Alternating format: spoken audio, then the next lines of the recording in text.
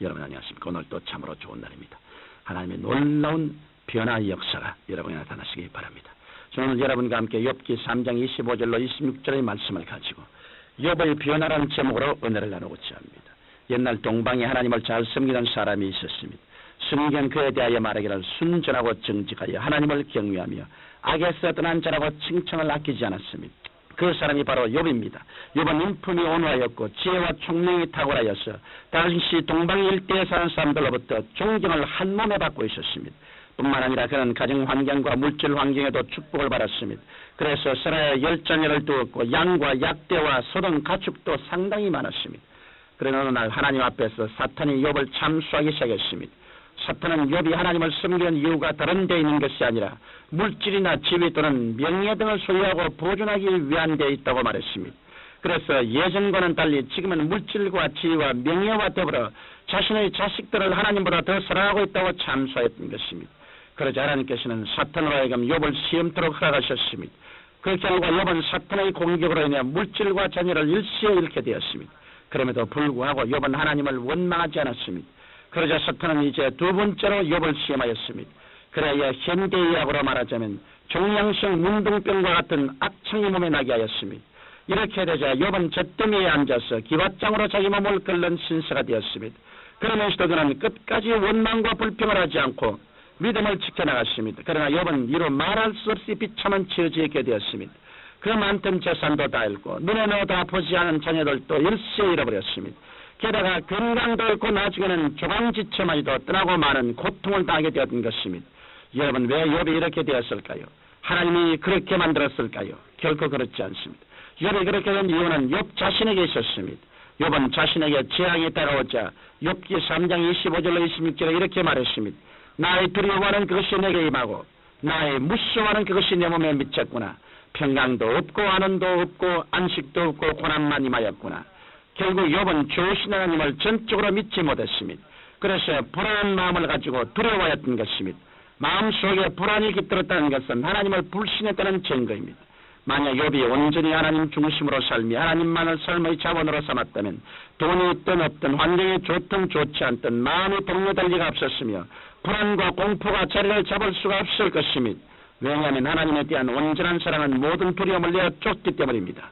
그런데 욥은 불안해하고 화가 미칠까봐 두려움을 마음 가운데 품고 있었습니다. 욥에게서 그러한 틈을 발견한 마귀는 때를 놓칠세라 하나님 앞에 와서 그를 참수하였습니다. 그러자 욥은 두려워하였던 그대로 불행을 당하고 말았던 것입니다. 그러나 욥은 결국 자신의 그러한 잘못된 믿음을 깨닫게 되었습니다. 그리고는 여러 가지 연단의 과정을 거쳐서 그는 다시 신앙도 회복하였고 환경도 회복하게 되었습니다. 그럼 욥은 어떻게 절망적인 상황에서 벗어나게 되었을까요? 저는 오늘 욥이 변화된 이유를 말씀드림으로써 하나님 중심으로 사는 신앙생활에 대하여 말씀드리고자 합니다. 첫째로 욥은 먼저 자신의 마음을 하나님께로 돌이켰습니다. 욥이 가진 것 다 잃고 몸에 병까지 들어있을 때 친구들은 그를 찾아와서 마땅히 내 죄값을 받은 것이라고 비난하였습니다. 그러한 비난을 들으면서도 욥은 전적으로 하나님을 의지하겠다는 마음가짐을 가졌습니다. 욥은 하나님이 나를 죽이실지라도 주님만 의지하겠다고 각오하였으며 이 우주 가운데서 나를 구속하여 살려주신 분은 하나님밖에 없다고 고백하였습니다.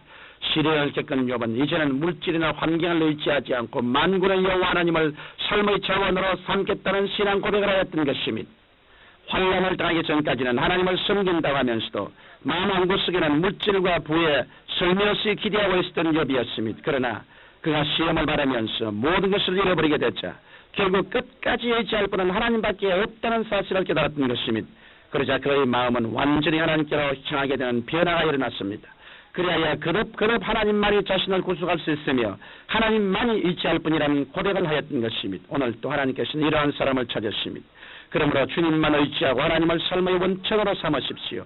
그와 같이는 마귀가 틈을 타지 못할 뿐 아니라 항상 하나님의 보호하심을 받을 수 있습니다. 둘째로 욥은 순전한 믿음의 씨앗을 심었습니다. 욥에게 물질이 풍부했을 때 그는 하나님께 심은 것을 소홀히 하였습니다. 그것은 마귀가 와서 참수한 사실을 보호할 수 있습니다. 만약 그가 물질로 하나님의 일에 열심을 보였더라면 마귀가 와서 욥을 참수해도 하나님께서는 아니다. 욥은 물질을 의지하지 않고 있다. 자선 사업을 하는 것을 보고 선교 사업을 하는 것을 보라. 저렇게 물질로 심고 있지 않냐고 말씀하실 것입니다. 그러나 욥이 순전한 마음으로 물질을 심지 않았기 때문에 마귀의 참소를 당하고 말았던 것입니다. 그러나 욥은 물질이 다 없어진 뒤에 자기에게 가진 것을 하나님 앞에 믿음의 씨를 심었습니다. 그것은 자신을 보고 공개하고 비난하기만 하던 친구들을 위하여 하나님께 대속의 기도를 드린 것입니다. 신경 욥기 42장 10절에 보면 욥이 그 벗들을 위하여 빌매 여호와께서 욥의 곤경을 돌이키시고 욥에게 그 전수여보다 갑절이 낮추신지라고 말씀이 기록되어 있습니다. 욥은 그때 가진 것이 전혀 없었습니다. 그러나 그는 기도로 사랑의 씨앗을 심었습니다. 그러자 하나님께서는 그의 중심을 보시고 그를 공경에서 돌이키신 것입니다.